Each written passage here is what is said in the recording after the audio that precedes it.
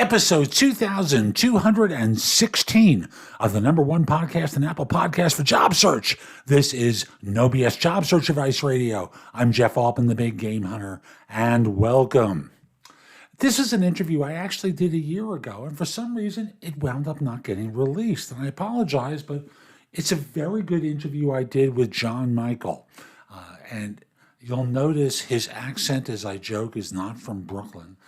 I interviewed him from Australia at the beginning of COVID. And we have a great interview talking about branding. Listen, it's a longer one. It's just under an hour. You can listen to it in segments, of course, but it's one that's definitely worth listening to. Hope you enjoy it. Hope you give the show an honest review wherever you listen to it, and we'll be back in just one moment. Support for today's show comes from Careerfitter. Careerfitter will help you evaluate other career possibilities for yourself. Order the premium version using the link below. Take 10 minutes, answer 60 questions, I believe it is, and they'll give you some ideas that will get you thinking. And that's really what you want to be doing. Having outside input help you think about ideas. So again, use the link in the show notes, order the premium version. So my guest today is John Michael, who's founder and group CEO of Image Group International and best-selling author of Life Branding. If you're watching this on YouTube or on the Job Search TV app, you can see that over his left shoulder. He and his firm help you articulate a personal vision and strategy in a step-by-step roadmap to achieving perfect positioning and elevation, both online and offline, to attract your ideal client, investor, and stakeholder. John, welcome. Great to have you. How are you doing? I'm feeling fabulous today. And I know we're going to have a good conversation because we're going to talk about everyone's favorite topic, the one that makes people roll their eyes into the back of their head, branding. And don't click away. Please don't click away. This guy's good.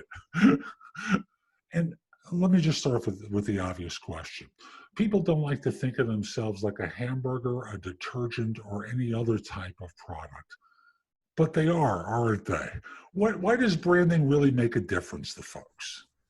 It matters because if you want to stand out in a very crowded world, you better basically become recognizable. And the only way you're going to do that is by creating yourself as a brand, as a positioning in the marketplace. And of course, I don't have to tell you more about that. You've got a president that's the champion of branding. And we'll leave politics out of it today, Jeff.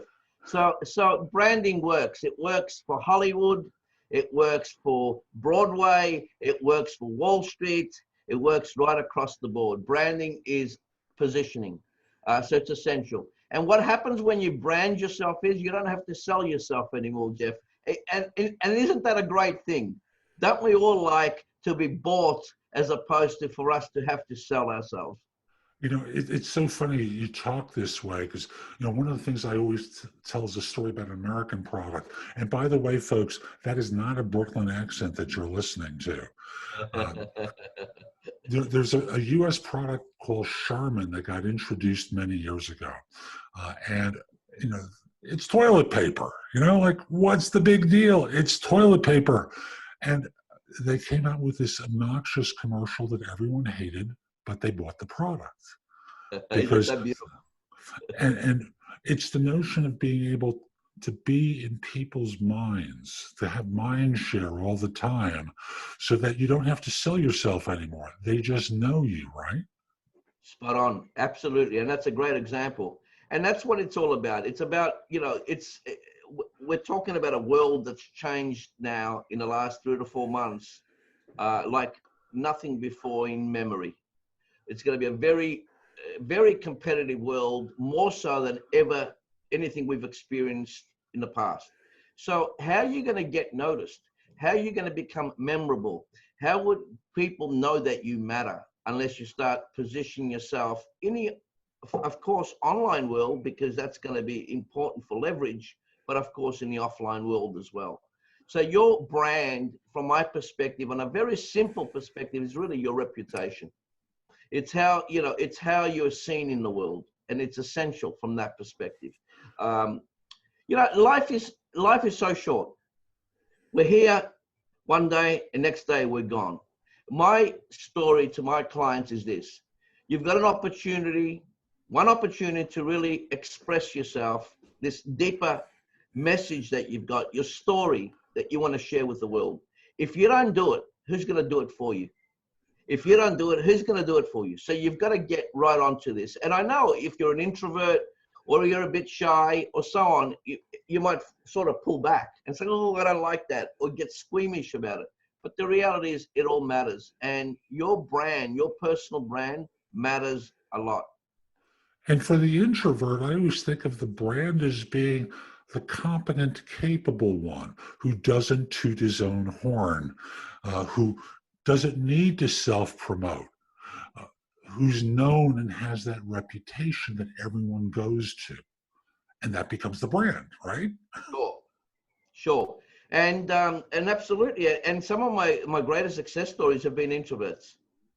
And the thing about introverts is this, as opposed to extroverts. Introverts, specifically by nature, do a lot of things without bothering about getting noticed. But the reality is, after they've experienced what their positioning, marketing, self-marketing will do for their lives, career, business included, what they normally say to me is, John, how long has this been around? I should have been doing this a long time ago. So they would never go back to doing it the old way ever again. You know, and it does push him a bit, but I've never met Jeff out of the, 7,500 one-on-one coaching sessions I've done. And I'm talking about hundreds of thousands in my seminars worldwide. I've never met anybody that deep down doesn't want to get their voice out. Not one. You know, so we create stories as human beings and excuses why we don't do things. But the moment you experience some gold, you'll never go back to silver. I love that statement.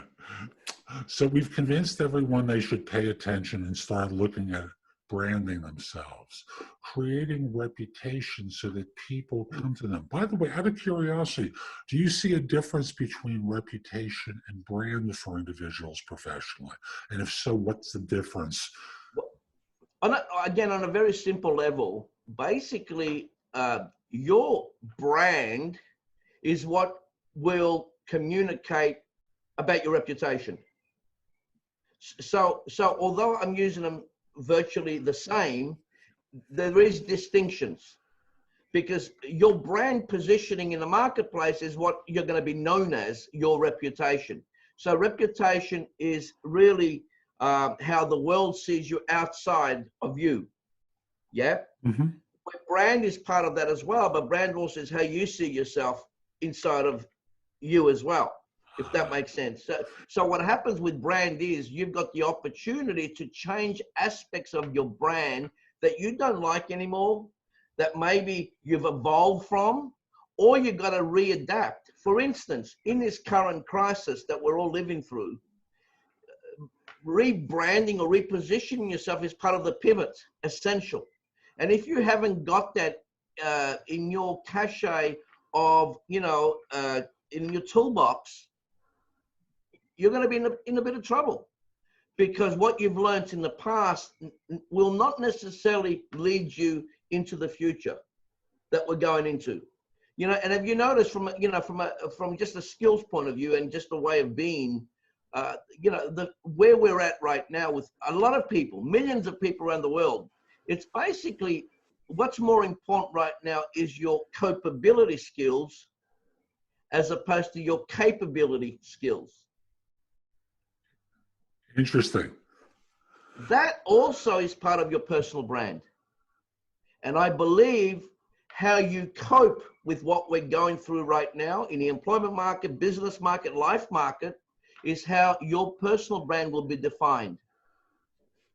And folks, just to get clear, we're recording this at the time of COVID-19. So if you're watching this 3 or 4 years from now, this is what we're talking about. And what we're going to cover is broadly applicable from a career standpoint. Because from my vantage point as a former headhunter, I look at it from the standpoint of if you do great work and you do it within your office and those 8, 10, 12, 50 people know about you, that's great. But who else? Who Yes. else? Of the 3 billion people on the planet, who else knows about you? Your wife, husband, partner, that's nice. But isn't it a lot easier if you have your name out there and people see you as the expert? Yes, and that's the possibility you've got today with online and of course tech. So there's no better opportunity. You could be, in your hideaway office in some very remote area on the planet, and you could have worldwide clients. That's branding at its best, and you're using the medium of technology to do that. So for me, leverage is a key here. Leverage in all aspects of your life. So if you want to maximize your value in this lifetime, you better start taking control of your personal brand. Because if you don't, somebody else will. And if I want to do business with you, Jeff, as an example, let's use us as an example. The first thing I'm going to do is Google you. And from Google perspective, I'm going to find out, right, what's out there. So then I can make decisions how we're going to do business together and if we're going to do business together. So what's happening is, especially through this crisis and a lot of people, not taking advantage of their personal brand prior to this, because human beings have got a nature to become complacent. Yeah. Very complacent in life, especially when things are going well. When things are going well, we think that's going to be like that forever. Where really, that's a dangerous concept. That's a dangerous concept to be living by. And of course, a lot of people have found that out. They've trusted the system too much. And the system doesn't always work to your advantage. So my story to my clients is, including big corporations, big corporates, or to entrepreneurs, small business, or the individual, is this. The employer, the government, whatever, has their own agendas. What is your agenda? And does it fit? Because if you don't create your future and of course your personal brand is part of that journey, then you're at the disposal of forces outside of you. What personal branding does is gets you to take on the responsibility to become your own self-force. Which is good because, in effect, folks, you're the CEO of your own business, whether you're an employee or not. And as the CEO, you've got shareholders, your wife, husband, partner, the children. These are your shareholders that you report to, but you're ultimately responsible. And by taking control of your career in this way, creating the brand/reputation, ensuring that more people know about you, it makes a huge difference. So I want to advance this and start looking at, how does someone build their brand?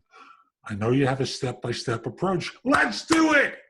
Okay, well, let's get into it and keep it very simple again. If you can imagine, Jeff, a pyramid, a very simplistic perspective. And at the bottom of the pyramid, we have what we call is our build section. Our build section is really the foundations. Yep. Uh-huh. And that fits in specifically with the whole concept of package. The second part is what we call is promote. Promote also fits in with our second part called positioning. And the last part on the top of the pyramid is known as what we call is cash in. And cash in is what leads to our profit. The cash in also, though, depending who the client is, and I have numerous clients in different areas. I have clients, of course, that want to make more money. That's an obvious one. Okay. And by the way, when we talk about money, we celebrate it as a tool to make your life better. Yeah, that's number one. So we have no charge around that or any snottiness around, ooh, we don't talk about those things. No, we talk about that and we actually get you to own that. Number two, for different clients, of course, a lot of my other clients that are very wealthy, they don't care about money. But what they do care is about their reputation. And their reputation at times for a lot of people in society is more important than the money, okay? It might be that their number one driver, motivational drive on a daily basis. Make sure their reputation's spot on. And the last one is, of course, legacy. And I have clients, normally 45 plus in the legacy world, that are thinking about what are they going to leave behind, okay? So normally, if I'm working with a millennial, they're not thinking about legacy. Yeah. And most of my clients, are generally 30, 32 plus, okay? And the reason for that is because in my experience, most people start to find out that they need to start working on themselves in different ways, normally after 35 odd. When they have a midlife crisis that, they bought the story, right? Go to school, be a good boy, be a good girl, get your degree, get educated, and get that great job, and life's going to be really cool. Well, guess what? What they discover, when they hit a certain age and experience, 35, 40, whatever, hey, life wasn't exactly the way I was told. Yeah. What your personal brand does, doesn't matter if you're going to work for a corporation. You become an intrapreneur. You're going to do it for yourself. You become an entrepreneur. But the bottom line is your personal brand gets you to control your own destiny. Amen, brother. So in building that foundation, how does someone start in their career to build the foundation? The easiest thing that comes to my mind is do a good job. But I know there's more than that.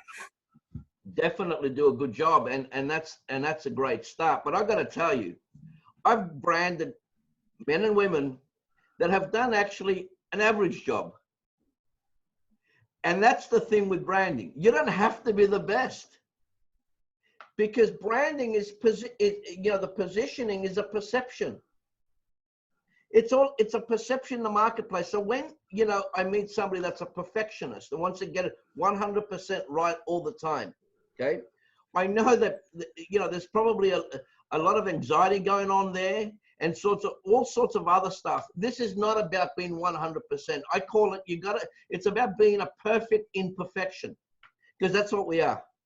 We're all perfect imperfections, So it's all about perception. It's about how do you basically take a human being and create a perceived value that's a lot higher than they ever imagined. It's like, example, if I'm going to sell you this pen, how do I get you to be convinced that this pen is not worth $1, but is actually worth 10? Human beings, and that's how I discovered branding, by accident, by something as an example like this. So this product here is worth $10 to the person that perceives that as $10 value. And you don't need a lot of them. You just need the right one. Yeah, you don't need that's 100%. Now, if you're really good and you're a master at what you do, okay, fantastic, good for you. But not every human being is going to be that. You don't have to be so perfect or so extraordinary in what you do to maximize your value as a human being. You really don't, and I think sometimes university professors, overplay this at times, because basically real life's not like that. It might be like that at university, okay? But real life doesn't mean you have to be so perfect at something to do really well out of it, especially if you're an entrepreneur. Entrepreneurs don't worry about perfection. They just get on with it. They just create, fail, get back up, and have another shot at it. That's what it's all about. That's life, and that's what I support big time. Because if you're going to get your message out, your story, how are you going to get it if you don't start putting it out there and promoting it? So we advanced to promote. I was still back on build. You can go back to build. I'm just making sure. So on build, it starts off with being capable, competent. It doesn't require exceptional. It's nice to be exceptional, but it's the foundation for what it is that you do is where we're starting off with. Yes, 100%. And then you move to promote. And thus it becomes, what are you promoting? How are you promoting? Walk folks through that for us. Okay, so again, I'll just go back to the build before I go to promote. The reason we build is if you don't build, no different to building a house, that means your foundations are loose. And eventually, if you don't get your foundations right, the house eventually will collapse. Your personal brand potentially could collapse as well if you don't get the foundations right. So that's where the system comes in from that pyramid that I mentioned to you earlier. So we get the foundations right. And then the promote is, how do we get the key messages out there? And the example of that is, of course, the social media, LinkedIn, etc. But it's following a system. Because if you don't follow the system and you just go and post social media, start putting stories out there, put a lot of content out there, right? The whole message, content. You're going to be lost in noise because you're not following a strategic approach to get the results that you want to get by following this process. So most people, in my experience, are not following any form of system. They might, it's very ad hoc, very, very reactionary, and at times all over the place. So they got a lot of, they're creating a lot of output out there, but there's very little input. And what I noticed with, I tried this out, Jeff, all these Facebook likes. I had all these Facebook likes, right? So I put them in a package. I went to my bank manager and I said, look how many Facebook likes. He said, and he said to me, what am I going to do with that? Show me the cash. So the results around basically your brand is not just the perception that you're popular out there. It's what are you bringing in? What value are you bringing in to yourself? Okay, so you can maximize who you are. And a part of that, of course, is financial. Part of that is reputational and other aspects that would come from that, whatever's important to you. So the promote is essential. Now, promote also means mainstream media as well. People underplay that in today's world. But, depending what segment of the market you're speaking to, that still has an important role to play, 100%. And it's, if utilized effectively, will also get you publicity, will get you known in the wider world, even if it is, a little bit of the old world. The reality is they still work very well together. And that's part of getting your messages out there. Because even if you're going for a job and you are a recruiter, and of course the world today, recruiters will check you out online. They will do all sorts of different tests on you. They will, if you don't exist on Google, as an example, as we know, like Jeff Bezos said of Amazon, you don't exist. So I can't tell you how many people to this day will come to me and say, John, I want to be positioned, I want to be branded, I want to be specifically promoted. And then you do a search on them and there's hardly anything on them. But they claim to be this and claim to be that and claim to be that. Now, I'm not denying that. All I'm saying is the world might not believe you. Because we all look for validation over Google. 100%. So, so the social proof of that also with the likes and so on before is important. But what I'm saying is it's not the number one. You're going to be thinking beyond just quick likes, and you're going to start thinking about, what returns are we going to bring in here? Because the problem with a lot of content is you're getting a lot of output, but what's the input? People, and the input is your return on investment. What's that going to look like in reference to, in this case, let's say going for a job or looking for investors or trying to grow your business, sales, for instance. That's the input, and it's essential that you focus on that input. So for people who have a confusing message, they're expert at one thing, but they also promote something else. How does that adversely impact them? That's a great question, and that's essential. And as we know in the marketing world, that we would call that a niche. You got to create yourself a niche of who you are. Yeah. And in my experience, especially in the online world, you got to even consider creating a micro niche, a niche of a niche, because it depends what market you're going for. Most models online are a mass model. So it's like, it's a shotgun approach. Ours is more laser focused.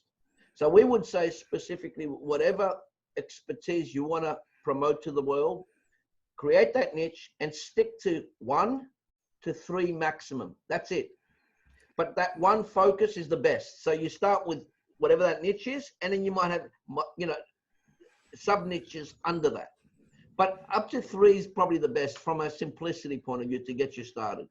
And basically, it's about focusing on that, specifically focusing on that and focusing on that. So example, if you're going to be a business coach today, and that's your sort of your positioning statement, that's a very, very crowded marketplace, because it can bring in all sorts of different people that compared to yourself as a business coach, yeah, that really, other a business, they might be an accountant, but not really a business coach. They might even be a lawyer, but not really a business coach. Does that make sense? Mm-hmm. So you've got to create a niche, and so your niche might be there, specifically, business coach for accountants or for lawyers, as an example, as a very basic example. I know since COVID started, the first people who started to show up in the US in my connection requests were the people who claimed to coach coaches. Yes. Then it became, for me, given my media presence, it became the people who claimed to coach podcasters. And I see, I look at their profile, and they're offshore. No disrespect to people who are not in the U.S. They're many very capable people, but they have 6 months of experience, and they're going to be my coach.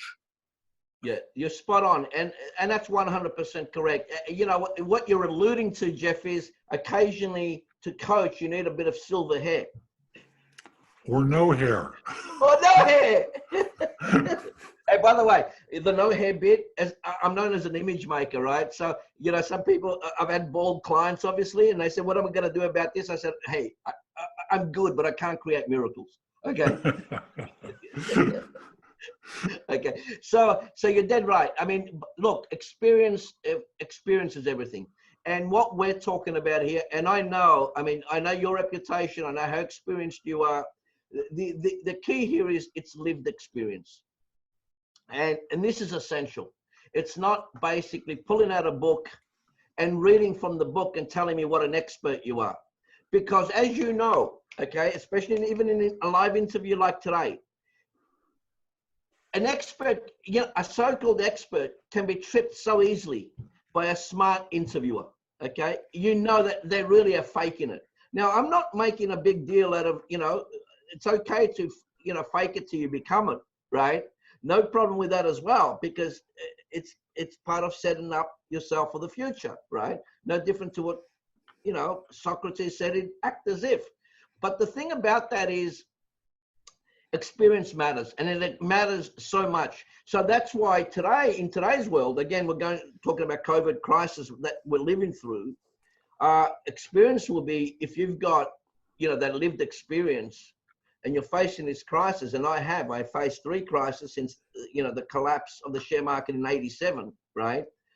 And lost millions of dollars, okay? That, okay, this is just another blip in life.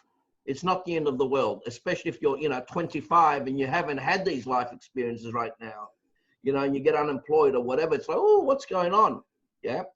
That's where a good mentor, a good coach, a good confidant will come into play to help you navigate through that. And if you haven't got access to any of that, could even be a parent, a friend, anybody, but please reach out, because there's good people out there in all different dimensions that will be able to help you. But do your research and just make sure that they've got the lived experience, not just the yap, the lived experience. It's essential.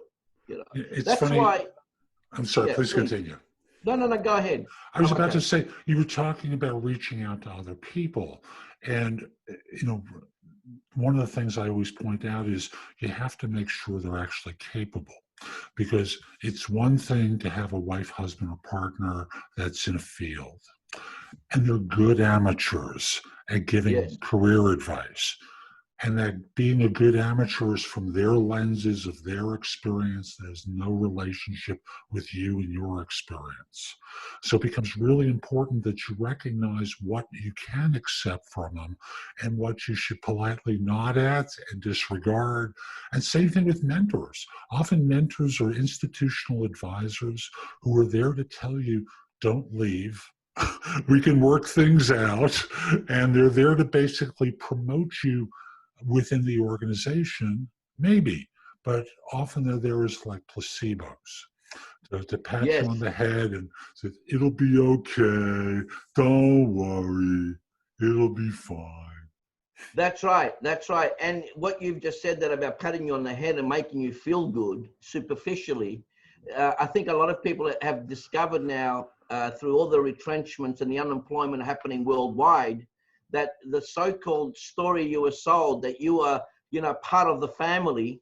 Okay. Well, it's really interesting because when the crisis hits, you were one of the first to be let go. So if you are analyzing right now how you were conned to believe that you were part of the family, it's time to take control of your personal brand. Okay. So you never get conned again, because people, and you would have seen a lot in the recruitment world, they promise you all sorts of stuff, when everything's going well. But the real people that show up, including friends, family, right across, although family is blood, so it's a little bit different, right? Okay. Generally, you're going to find out the people that really, really matter in your life are through times like this. Yes. Like this. And the people that you meet professionally, like your manager, the director for your group, the one who's going to tell you it's going to be okay, don't worry about it. They're 27 levels removed from the real decision makers. What do they know? Exactly. Yes, spot on. Exactly. So even from a personal branding point of view, then that leads to that. For me, the idea here is you got to position yourself and you got to strengthen your little territory. So even if you're working for a large corporation, okay, for a large organization, government, whatever, you have your immediate boss building your brand, okay? But also it's who are the stakeholders around that? How you're building your brand beyond your boss in this case, okay? Or beyond the investor, because you got to safeguard your position. So it's essential that everybody knows about you. And you don't have to do this, a humble brag works well once in a while, because if you don't do that, who's going to do it for you? I had a client yesterday, we just, we nominated them and they won a big business award, right? Before this award, they were like, nervous. Should I go for this? Shouldn't I go for this? Look, I said to them what I've been saying to you. If you don't, get your story out there and be recognized, who's going to do it for you? Who's going to do it for you? If you study the rich, very wealthy on the planet, the famous, yeah, the very, very successful, including academics, Harvard and so on, that have positioned themselves as celebrity professors and so on. It's all one system, one game behind the scenes. Jeff, business is a game. You know what? Let's forget about business. Life is a game. It's just a big chess game, and you got to maneuver the pieces. Yeah. And if you don't, you're going to get knocked over off the board. Unfortunately, I've got to, for me, radical truth works. Okay. It works because when I was coming up in my career, I wish I had more radical truth tellers in my life, as opposed to patting me on my back and just saying, hey, everything's going to be perfect. Everything's going to work out. Oh, don't worry. Be positive, rah, rah, rah, rah. Yeah, that's great. But unless you set yourself up with some foundations and then have somebody behind you that's actually sort of driving you from the point of view, giving you a bit of a slap in a very light slap from the perspective of waking you up. And that's essential today. Yeah. because resilience doesn't exist right now, especially with people under 30. And I hate to say that, you know, as a stereotype, right? But resilience has been pulled out of humanity. You know, it's been pulled out. And for me, that's a serious issue, because it's a game, as I said, and resilience, especially in this climate, but any climate, you need it. Yeah, you get unemployed, as you know, or you get retrenched. If you haven't got resilience, you're going to be in serious trouble. Agreed. And I want to keep moving forward, because we really spent most of our time so far on the concept of branding and why it's important, the foundation and the position. And there are two more levels here: the cashing in, which I really love, and there's, of course, legacy. Folks, I'm just going to do a quick story about the cashing in, about a guy who's a friend of mine who I met in a social situation. We would get together regularly, and he was an assistant vice president for a bank in New York. Good at what he did, but no one really knew about it. And you know, he asked me what he should do, and this is the 1980s. Okay, this is a long time ago, where the branding options were limited. There was the old boys club, but he wasn't going to get in there right away. So the question became, how could he brand himself? And I said, try and get on the speakers tour. Try and get on the conference tour, where you're a featured speaker or you're a panelist that people want to invite to their conferences. People will get to know you, and the phone will start ringing. It was the phone in those days, folks. And suddenly he's starting to speak. It was great, free work. But then he starts getting contacts from executive search firms. Why? Because they don't want to receive resumes. They want to see who's been selected as an expert. And in effect, by being on the speaker tour, the conference tour, he was pre-qualified in their view. And suddenly he's moving up to senior roles, managing director roles at a bank. He becomes a partner with an accounting firm. And that led him into a variety of professional relationships that have caused him to be a semi-retired business consultant now in Silicon Valley, working globally. It's all about the positioning and allowing you to cash in. Is that a good story for this? It's a great story. It's a great story. It's a real story. And yeah, and I can really relate to that experience personally, and also with our clients. So, you know, the thing about all of this is we can talk about something as important, but until the individual really gets that this is actually going to make a difference to their life, yeah, like you started off your whole interview with me around why branding and why is it important and so on, they won't do anything about it, right? Or a crisis like this would come, and then they look in the mirror and say, God, what am I doing right now? No one's calling me anymore. So the cashing in aspect, and I mentioned cash is, you know, money is one aspect of that, is an essential element, because it's about value. It's how you perceive yourself. You know, as you know, in the recruitment world, they normally say, well, you know, you're worth, example, 100K as an example. That's what the going rate is. Well, I can tell you, and I can show you evidence of this, Jeff. I've had clients on 100K that we've repositioned in 18 months to earn 450K. And that is just like totally left field. They could never have done that. Why? Because the person, the individual, did not see their value. We are not taught in school, for instance, from an early age to value ourselves, okay? We're given all this data, all this so-called knowledge, but we're not shown how to create value for ourselves, you know, for ourselves. We're not told anything about making money, wealth creation, right? All the stuff that matters, relationship skills. We're given all this blah, blah, blah that at times is not going to help your life. And in this case, your career. Okay. So for me, we play a big aspect. And of course, that's the mindset. That, you know, it's a mindset. And we're all conditioned, as we know, from little kids, right? So if the mindset is not growth, and it's fixed mindset that you can't do it, you're not worth it, you're not good enough, you know, then obviously we've got work to do with the individual clients in this case to drop that story. And the way I regard the story that's going on in our heads is like a recording. It's like a recording. It's been recorded in there. So since it's been recorded, we can erase the recording and re-record. And of course, we do that with different techniques. And from my point of view, and some of my training around cognitive behavior therapy, okay, or CBT, is incorporated to change the mindset. Because I haven't met somebody yet that is not, it's not possible to go from, A to B to C to D and beyond, as long as they're open to it.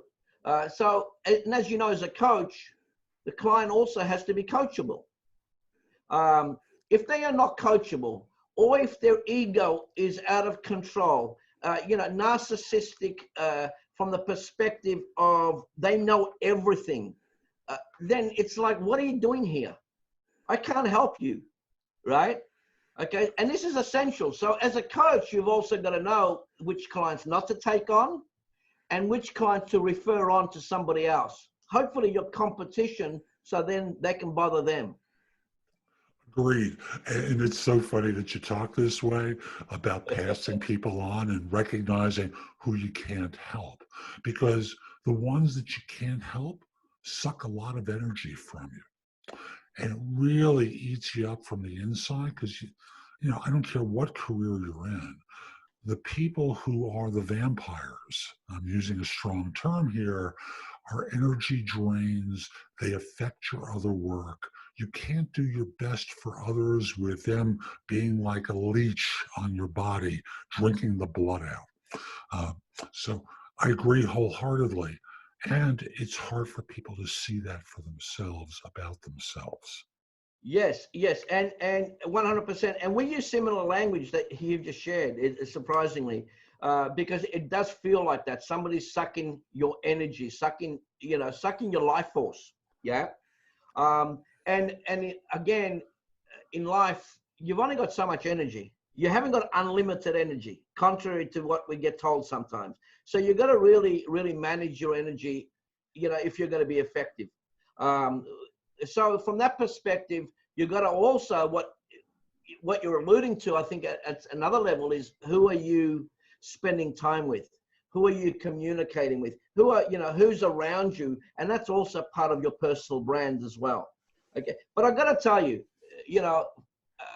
we're all different. We just had a dinner the other night, 2 nights ago, actually, with a group of friends. It was 8 guys, yeah, from a long time ago when we were kids growing up. We're talking about guys here that we've known each other for at least 55 years, 50 to 55 years. And we were just talking, and it was like, isn't it extraordinary after all these years that we're together and we meet regularly? Yeah. And I think that says something, and I don't want to brag about this, but I know it says something about me as an individual, and it says something about our group. Okay, because loyalty, all the virtues that keep people strong throughout life were evident and displayed in our whole conversation at dinner the other night. And that's part of our personal brand as well. Okay, your personal brand also is you as a father, a mother, a brother, a sister, a son, a daughter. Okay, this is also part of your personal brand. And when we brand and position people, we bring in their life story into their career or business story. Essential, because you've got to create some vulnerability to be trusted. In this world where trust has gone down to sort of zero, yeah, okay, you've got to be authentic. Okay, and our work is about authentic personal branding. And this is a key word. I'm not using it as a cliche. And what does authentic mean? It means taking a bit of a risk. It's about putting your story out there. Sometimes, somebody might have a dig at it. For instance, if you're talking about journalists as an example, but doesn't matter. And I work, when I work with politicians or CEOs, I tell them the same story. Put some of your story out there. Doesn't matter if it's a bit of risk. I understand how the media works. I work with them every week. Okay, they might have a go at you. But the reality is your job is to be trusted. If we're not trusted, we're not even going to have a conversation. Or if we do, it's not going to be long-term relationship. Yeah, it's not going to be a long-term relationship. So your authentic personal brand builds trust. And I use the word authentic because you mentioned before online and so on, there's experts. Every man and his dog right now is an expert. Yeah. You know, authentic personal branding will get you to shine at a level, okay, that basically is you. But what that means is you can't be super polished. Yeah. If you are super polished, what that means is, or super professional, what that means is you are scripted. And I'm not saying there's anything. No one likes that. Yeah. I'm not saying there's anything wrong with that. I'm not having a go at that, but I'm not into scripted relationships, right? I'm into basically authentic. You're going to say something, I'm going to say something. We're going to respect each other. We're going to listen to each other. And if we don't agree with each other, we'll have a conversation about that. Yeah. We'll have no problem. That's life, right? And thank God we don't agree with everything. Otherwise it'd be so boring. You know, imagine talking to yourself in the mirror every day. I mean, that's some boring game, right? So, you know, your authenticity matters. It matters a lot. It's funny that you talk about scripted. And as a quick story, I used to have a second job search podcast called Job Search Radio that became #2 in Apple Podcasts for job search before I discontinued it in early 2019. It was just between No BS Job Search Advice Radio, my YouTube channel at Job Search TV, and Job Search Radio, it just became too much. So I discontinued that. And on the first show, it was my first interview show that I'd ever done. I brought a friend on to interview him because I knew I'd feel comfortable with him. And I scripted out most of the show, including the opening joke. Now, I had a coach and a station manager working with me. And the coach said, "Nice first interview. Really good first interview." The station manager said, "How long did it take you to write the script?" Yeah. He could spot it right away. Yeah, it's so obvious, right? And when I first listened to it, I thought, this is smooth. I've got this one down. No problem. I could do this all the time. But it was BS. Yeah. And it showed. It's BS for real relationships, especially, you know, as a coach, for instance, or any form of relational type of work. Everything's about trust. So although, you know, a TV anchor is scripted, they play a different game to me and you. Yeah. That's another world altogether there. So in our world, it's all about relations. It's all about basically knowing that, hey, you know what? I'm going to get some advice from you, and I know you're going to be on my side. Okay. Bottom line, I might not like to hear the advice from that perspective, but I know you're on my side. So the truth matters. And what that means is you've got to make yourself sometimes vulnerable. Okay? And vulnerability is actually going to give you freedom. It's going to get you to express yourself specifically and bring some heart out. You know, I'm very clear. You know, in this time of my career and my lived experience, you know, I'm 59 years old, so I'm not a little kid. The reality is this: today, if I meet somebody, I don't care how capable they are. If they have no heart, there's no way we're going to have a long-term relationship. Yeah. No way. I'm very clear about that. And trust me, I've had some friends, okay, that at times displayed some of that, and it was known to them that this is not on anymore, you know. So it's about having courage. Heart for me is everything. It's everything, because we can all look cool, we can all pretend how great we are, but hey, I want to know, you know, how are we, you know, feeling with each other? Yeah. Because trust does not come from here. Does not come from the head. It comes from the heart. So I think that's an essential part. And that's also part of your brand. You know, it certainly is part of my brand. And I think, you know, I know it for a fact, if you spoke to any of my clients, what they'll say to you is, he cares. He cares, you know, because, you know, as a coach, people share their life with you. They open up to you. They tell you all sorts of things that they may be never, you know, would never have told anybody to that moment, including their therapist, for instance.